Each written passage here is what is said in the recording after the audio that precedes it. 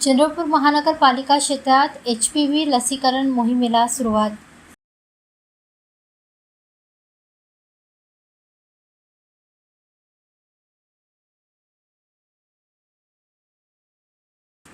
चंद्रपूर महानगरपालिका आरोग्य विभागामार्फत महिलांमध्ये आढळणाऱ्या गर्भाशय मुखाच्या कर्करोगावर प्रभावी प्रतिबंध करण्याच्या उद्देशाने HPV लसीकरण मोहीम राबविण्यात येत आहे।